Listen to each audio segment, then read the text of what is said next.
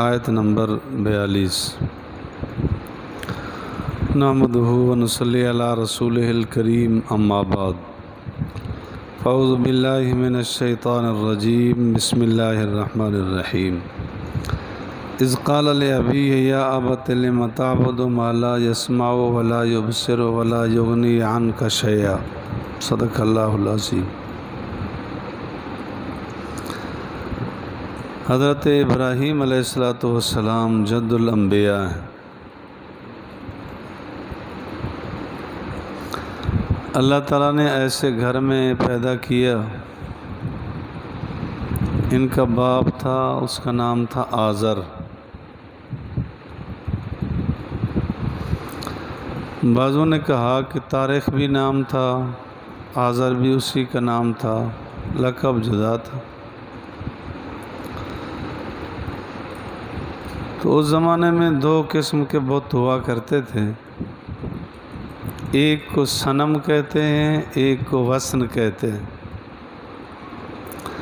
صنم وہ بت ہوتا ہے جس کو تراش کے کانٹ کے خوبصورت بنا دیا جائے،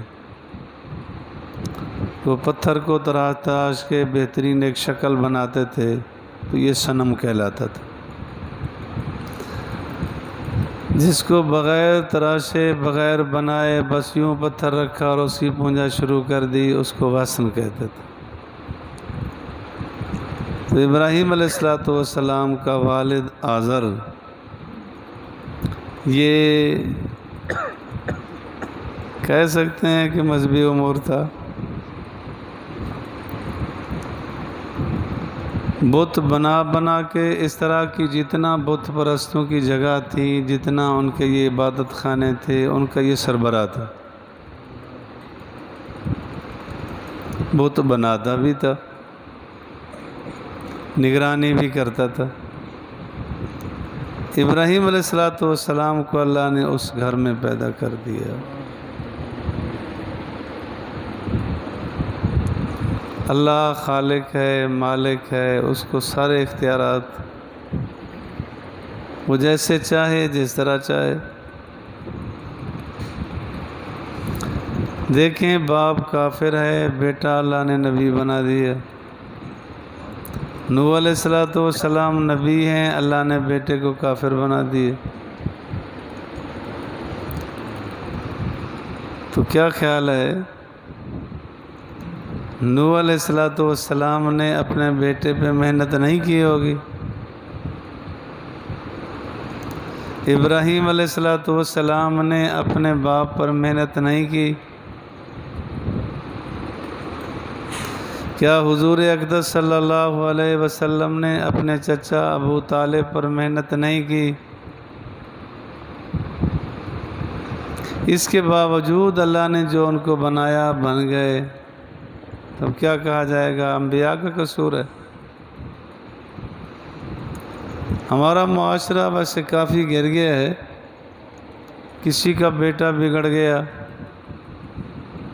تو تانا باپ کو دیا جاتا ہے، حالانکہ اس نے اپنی پوری کوشش کی ہوگی۔ کون کہتا ہے میرا بیٹا بدنام زمانہ ہو؟ کون چاہتا ہے کہ میرا بیٹا کردار کا گندہ ہو؟ کوئی نہیں چاہتا ہو۔ لیکن جیسے وہ بن گیا، باپ کا کیا قصور ہے؟ وہ کہتا تو رہا، تانا اسا دیا جاتا ہے کہ دیکھو جی فلاں کا بیٹا ایسا ہوگا، اسے کہا جاتا ہے برا بھلا۔ ایسا نہیں ہونا چاہیے۔ بالغ ہونے کے بعد وہ خود مختار ہے، خود مختار ہے۔ باپ کہہ سکتا ہے، سختی تو نہیں کر سکتا۔ نابالغ ہونے تک تو سختی کی جا سکتی ہے۔ تو ابراہیم علیہ السلام کا انداز دیکھیں، باپ کافر ہے، بت گر ہے، لیکن انداز کیسا پیارا ہے، ادب والا۔ یا باتیں، یا باتیں، یا باتیں، بڑا پیارا۔ موسیٰ علیہ السلام، ہارون علیہ السلام دونوں فرعون کے پاس تشریف لے گئے۔ اللہ ان کے متعلق بھی فرماتے ہیں فَقُولَا لَهُ قَوْلًا لَيِّنًا، انہوں نے جا کے ایسے پیارے انداز سے بات کی، نرم انداز سے بات کی، ترش لے جا نہیں تھا۔ کئی موقع آ جاتا ہے لیکن انداز گفتگو ٹھیک ہو کہ آگے والا جس وقت حملہ کرے گا پھر جواب تو ہوگا۔ تو ابراہیم علیہ السلام نے فرمایا اذ قال لأبیہ یا ابت، جب فرمایا ابراہیم علیہ السلام نے اپنے باپ سے یا ابت، کتنا پیار بھرا انداز ہے۔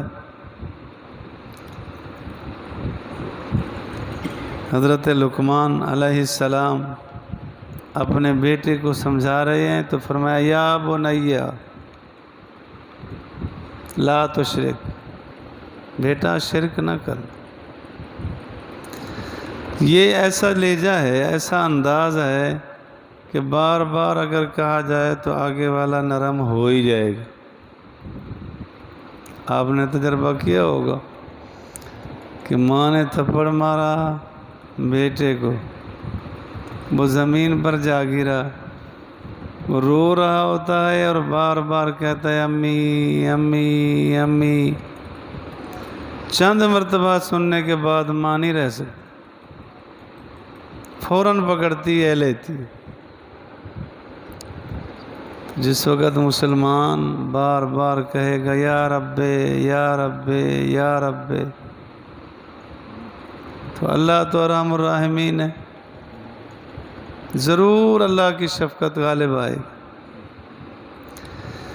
تو ابراہیم علیہ السلام نے فرمایا یا ابت لم تعبد ما لا يسمع ولا يبصر، اے باپ تو کیوں عبادت کرتا ہے جو نہ سنتے ہیں نہ دیکھتے ہیں اور نہ تجھ سے کچھ کفایت کریں گے؟ ایسے پتھروں کو کیا کرو جن کو خود ہاتھوں سے تراشا ہے، وہ تمہاری سنتے بھی نہیں، تمہیں دیکھتے بھی نہیں، تمہاری کچھ کفایت بھی نہیں کر سکیں گے، تو ایسوں کی عبادت کر کے کیا کرو گے؟ دیکھیں چاند ہے، ستارہ ہے یا سورج ہے، پتھر ہیں، یہ سارے بے اختیار ہیں۔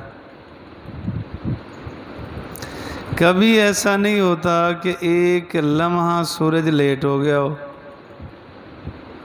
یا تھوڑا سا وقت سے پہلے نکل آیا ہو، یا چاند سورج نے اپنی رفتار میں خود ہی تیزی کر لی ہو، خود ہی رفتار ڈھیلی کر لی ہو۔ کسی کو اختیار نہیں ہے، صرف انسان ہے، جنات ہیں، ان کو اللہ نے اختیار دیے، اپنے اختیار سے اٹھے، اپنے اختیار سے بیٹھے، اپنے اختیار سے دوڑے، آہستہ جائے، جو کچھ کرے، اس کو اختیار دیے۔ ان کو تو اختیار ہی کوئی نہیں جن کی پوجا پاٹ کی جاتی۔ تو فرمایا جن کے اندر کچھ نہ سننے کی طاقت ہے، نہ دیکھنے کی طاقت ہے، نہ کسی کے حوالے سے تجھے فائدہ دے سکتے ہیں، پھر ان کی پوجا کر کے کیا کرو گے؟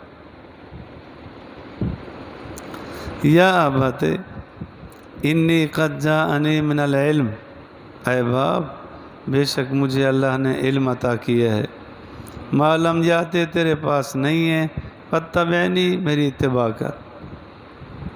نبی اپنی اتباع کی تعلیم دیتا ہے، اس کے بعد کوئی اپنی اتباع کی تعلیم تو نہیں دے سکتا، شریعت کی تابعداری کی کہہ سکتا ہے کہ شریعت کی اتباع کرو، اس لیے کہ نبی معصوم ہوتا ہے، اللہ تعالیٰ جو بتاتے ہیں وہی آگے بتاتا ہے، اور انبیاء کے بعد کوئی معصوم نہیں ہوتا کہ وہ کہے فاتبعنی میری اتباع کر، وہ نہیں کہہ سکتے، نہ معلوم کہاں کیا۔ تو انبیاء علیہ السلام کی ذوات گرامی کہہ سکتی ہیں کہ میری اتباع کر۔ کلمہ پڑھتے ہیں نا لا الہ الا اللہ محمد الرسول اللہ، حضور علیہ الصلوۃ والسلام فرماتے تھے کہو لا الہ الا اللہ انی رسول اللہ، کہ تم لا الہ الا اللہ کہو اور میں اللہ کا رسول ہوں۔ حضور فرماتے تھے کوئی امتی اگر اس طرح کلمہ پڑھے گا مسلمان نہیں رہے گا۔ جب اس نے کہا کہ میں محمد الرسول اللہ ہوں، مسلمان کیسے رہے گا؟ نبی تو کہہ سکتا ہے کہ میری تابعداری کرو بس، عام آدمی یہی کہہ سکتا ہے کہ شریعت کی تابعداری کرو۔ تو اللہ نے مجھے نبوت عطا کی ہے، معلوم یاتے تجھے کچھ نہیں دیا، فتبعنی میری اتباع کر، اہدک صراطا سویا، میں تجھے سیدھے راستے کی رہنمائی کروں گا۔ ہے یہی کہ جو بھی علماء صلحاء نیک لوگوں کے پیچھے لگ گیا نا وہ نجات پا جائے گا، سیدھے راستے پر آ جائے گا۔ سوچتے نہیں کبھی کہ چند دن اصحاب کہف کا کتا نیکوں کے پیچھے چل پڑا، کیا مقام پایا؟ کتا مکلف بھی نہیں، نیکوں کا پیچھا نہ چھوڑا، مقام کیا ملا ہے کہ جو جانور کل قیامت کے دن جنت میں جائیں گے ان میں سے ایک اصحاب کہف کا کتا بھی ہے جو اللہ ان کی شکل بدل کے جنت میں بھیجیں گے۔ تو انسان جب اللہ والوں کے پیچھے لگ پڑے گا یہ محروم ہو جائے گا، انشاءاللہ ضرور نجات ہو۔ یا ابت لا تعبد الشیطان، اے میرے باپ شیطان کی عبادت نہ کر، براہ راست شیطان کی کوئی عبادت نہیں کرتا۔ وَإِنَّ الشَّيْطَانَ لَيُوحُونَ إِلَىٰ أَوْلِيَاءَ، کہ شیطان تو الہام کرتا ہے، وحی کرتا ہے، اپنی خیالات ڈالتا ہے کہ ایسے ہو جاؤ۔ ان کی اگر تابعداری کی وَإِنْ أَطَعْتُمُوهُمْ إِنَّكُمْ لَمُشْرِكُونَ، کہ اگر تم ان کی اطاعت کرو گے شیطانوں کی تو تم مشرک کہلاؤ گے۔ تو شیطان یہ نہیں کہتا کہ براہ راست آؤ میری تابعداری کرو، وہ کہتا ہے یہ درخت کے نیچے جھک جاؤ، یہ پتھر کے نیچے جھک جاؤ، یہ فلاں قبر کے نیچے جھک جاؤ، بس جھکو گے تو مارے جاؤ۔ اپنی تو وہ کرواتا نہیں، لیکن شیطان کی مان کے چلا گیا، رحمان کو چھوڑ دیا، وہ مشرک کہلایا۔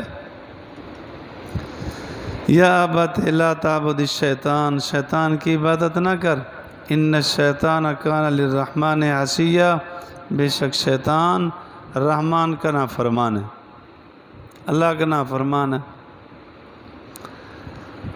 شیطان سے کہا گیا، فرشتوں سے بھی کہا گیا آدم علیہ السلام کو سجدہ کرو، فرشتوں نے تو سجدہ کر ہی دیا۔ شیطان ہیلے بہانے کرنے لگا، قیاس اڑانے لگا جو ناجائز اور غلط قیاس۔ خلقتنی من نار وخلقتہ من طین، ان کو مٹی سے پیدا کیا، مجھے آگ سے پیدا کیا، مٹی کا خاصا نیچے کو جانا ہے، پاؤں کے نیچے روندی جاتی ہے، آگ کا خاصا اوپر کو جانا ہے۔ نتیجہ نکالا کہ میں بہتر ہوں۔ جو شیطان کی مانے گا اس کے اندر آکڑ تو آئے گی، تکبر تو ہوگا۔ تکبر نام ہی اسی چیز کا ہے کہ حق بات کو نہ مانے، مخلوق خدا کو حقیر سمجھے، اس کا نام تکبر ہے۔ یہ صفت ہمارے اندر نہیں ہونی چاہیے۔ ان الشیطان کان للرحمن عصیا، فرمایا شیطان میرے رحمان کا نافرمان ہے۔ اللہ مجھے اور آپ کو نافرمانی سے محفوظ فرمائے، فہم قرآن فہم حدیث نصیب فرمائے۔